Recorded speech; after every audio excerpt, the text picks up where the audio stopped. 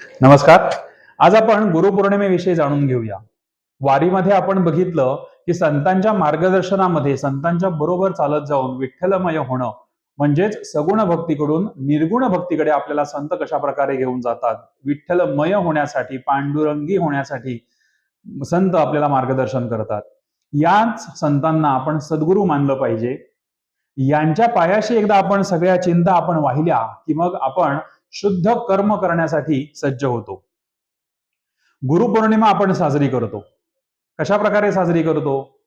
आणि गुरुपौर्णिमा साजरी करताना आपण गुरूंचं पूजन करतो. गुरूंच्या प्रती आपण कृतज्ञता व्यक्त करत असतो. आपण गुरूंना नमस्कार करतो. मग ही कृतज्ञता फक्त वर्षातून एकदाच करावी का?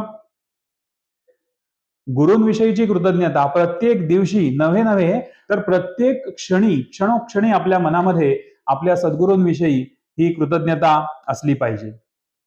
आपल्या जीवनामध्ये या सद्गुरूंचं काय महत्व असेल? सद्गुरू आपल्या जीवनामध्ये असा काय बदल घडवतात? एक दत्त महाराज आणि गोरक्षनाथांचा संवाद आहे. त्याच्यामध्ये गोरक्षनाथ विचारतायत दत्तात्रयांना की कै विधी खुले ब्रह्मकपाट. ब्रह्मकपाट म्हणजे ब्रह्मज्ञानाचं कपाट हे काय केलं म्हणजे उघडेल?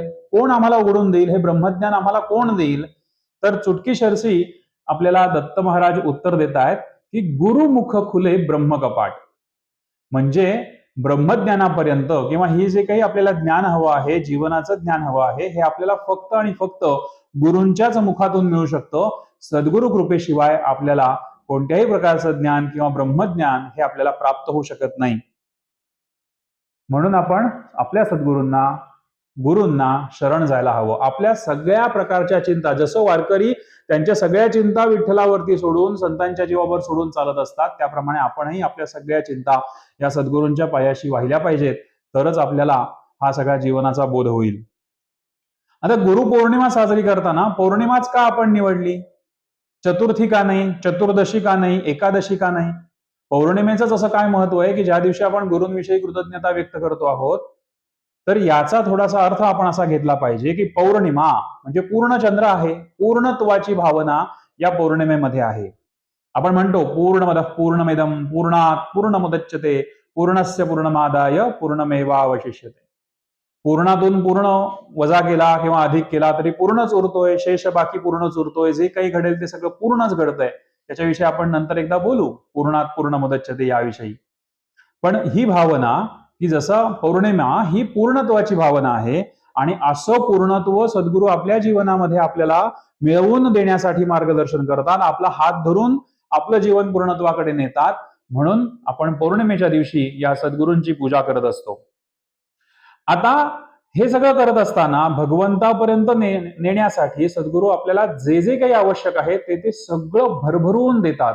अगदी सगळं म्हणजे सगळं देतात सद्गुरू आपल्याला. आपल्याला जर का भगवत प्राप्तीसाठी दर्शन आवश्यक असेल तर सद्गुरू आपल्याला दर्शन देतात. आपल्याला स्पर्श आवश्यक असेल तर स्पर्श देतात. अगदी शाप सुद्धा आपल्याला देतात. पण आपली भावना त्याच्यामध्ये अशी असली पाहिजे की हे सगळं जे माझ्यासाठी सद्गुरू करत आहेत हे भगवंतापर्यंत मला नेण्यासाठी करतायत. सद्गुरूंनी आपल्याला जरी फटकारलं ना तरी सुद्धा आपण हा विश्वास ठेवायला हवा की सद्गुरू हे माझ्यासाठी जे योग्य आहे, माझ्या आध्यात्मिक विकासासाठी जे आवश्यक आहे, भगवंतापर्यंत पोहोचण्यासाठी जे आवश्यक आहे ते हे सगळे सद्गुरू माझ्यासाठी करताहेत. म्हणून आपण आपल्या सगळं जे काही आहे समर्पित भावनेने आपण सद्गुरूंना शरण गेलं पाहिजे.